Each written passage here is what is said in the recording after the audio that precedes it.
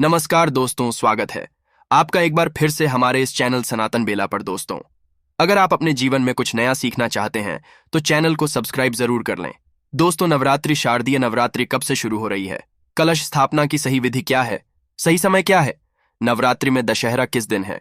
नवरात्रि व्रत के 9 दिनों का पारण किस दिन होगा? कन्या पूजन किस दिन करेंगे? अष्टमी के व्रतधारी किस दिन व्रत करेंगे? नवमी कब है?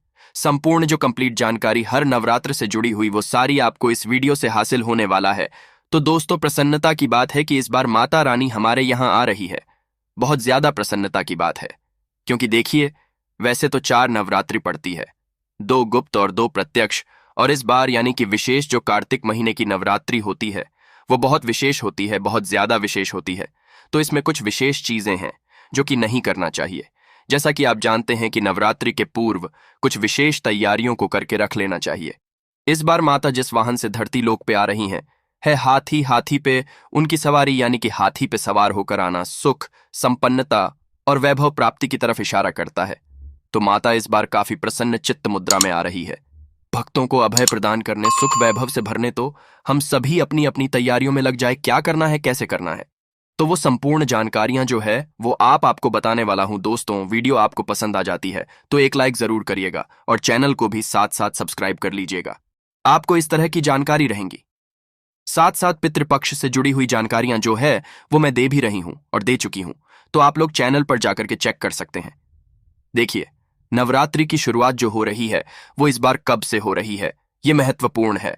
क्योंकि देखिए, नवरात्रि की शुरुआत इस बार हो रही है तो नवरात्रि की शुरुआत से पहले जो है पितृ विसर्जन, हम पितृ को विदा करते हैं। पितृ को विदा करने के बाद ही नवरात्रि की शुरुआत करते हैं। तो 24 अक्टूबर को 15 नवरात्रि की प्रथम दिन की पूजा होगी। प्रथम दिन की पूजा यानी कि प्रतिपदा तिथि में कलश स्थापना का जो नियम है वो पहले दिन होगा। तो कलश स्थापना का सही और शुभ मुहूर्त क्या है, इसके बारे में भी जानेंगे। अब दोस्तों, कुछ कंफ्यूजन होगी जो कि इस बात को देखने के बाद क्लियर हो जाएगी कि अश्विन मास यानी कि कुवार मास शुक्ल पक्ष की प्रतिपदा यानी पहली तिथि का शुभारंभ 14 तारीख को 14 अक्टूबर को हो रहा है, परंतु रात्रि में हो रहा है। तो इसलिए प्रतिपदा जो है 15 तारीख को, यानी प्रतिपदा नवरात्रि की शुरुआत 15 तारीख को मानेंगे। और ये 15 तारीख शुरुआत हो रही है और कब खत्म हो रही है नवरात्रि, तो 24 अक्टूबर को हमारा दशहरा पड़ेगा।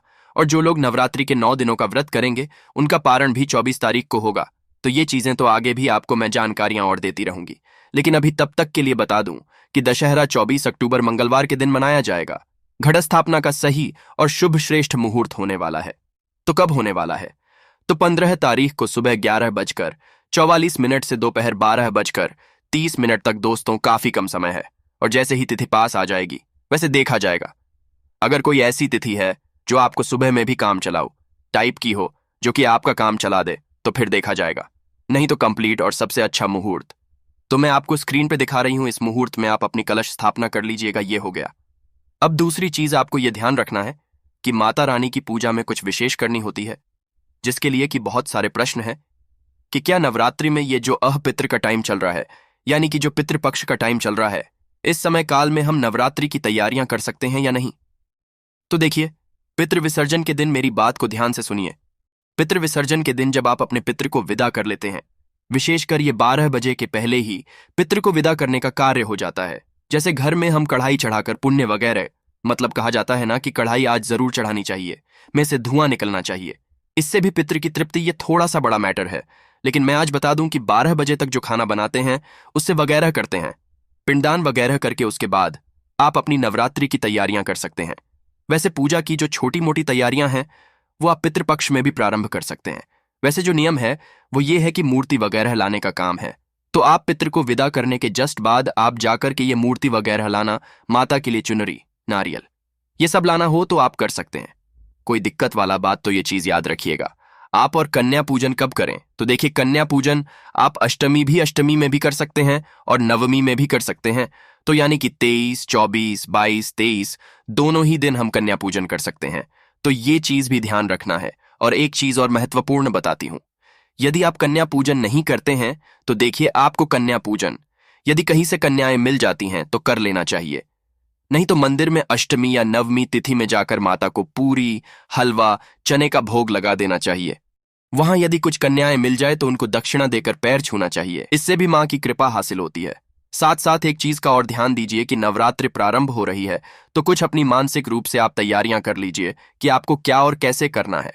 जैसे कि देखिए, अगर आप 9 दिनों का व्रत रखते हैं या फिर प्रतिपदा और अंतिम तिथि का व्रत रखते हैं, तो आपको कुछ विशेष काम करके रख लेना होगा।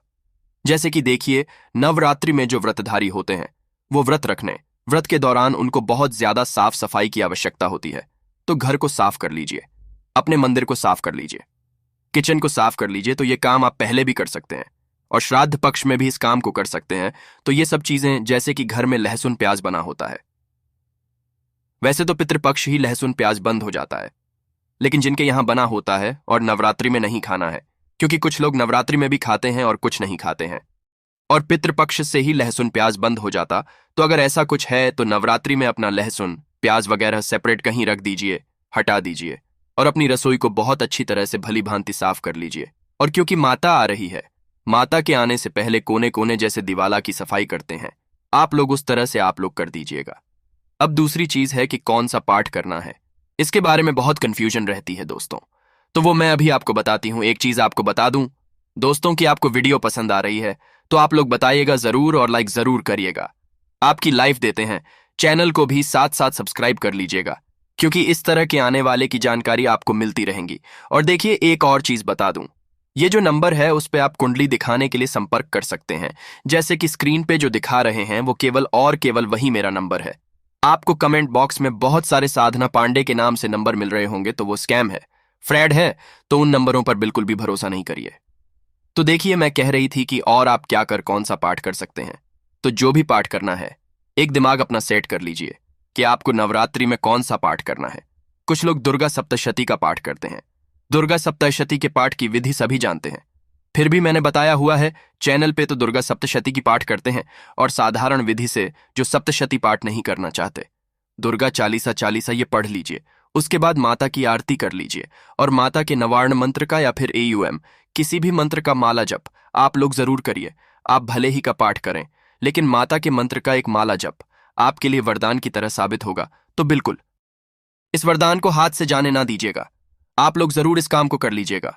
एक माला जप तो ये इसके लिए, जप के लिए माला कौन सी बेहतर होगी? रुद्राक्ष की हो सकती है और कमलगट्टी की भी हो सकती है। यहीं पे लक्ष्मी प्राप्ति के लिए चाहें तो कमलगट्टी की माला से मां लक्ष्मी के मंत्रों का जप किया जा सकता है। तो ये सब हो गई आपकी तैयारी, जो कि मानसिक रूप से आपको करके रख लेना है। तो चलिए दोस्तों, अब मिलती हूं आपको अन्य वीडियो में। तब तक के लिए भोलेनाथ का नाम कमेंट बॉक्स में लिखते रहिए। हर हर महादेव खूब लिखिए, भोलेनाथ तक आपकी आवाज पहुंचे, आपकी इच्छा पूर्ण हो, यही कामना करती हूं। मिलती हूं अन्य वीडियो में। धन्यवाद।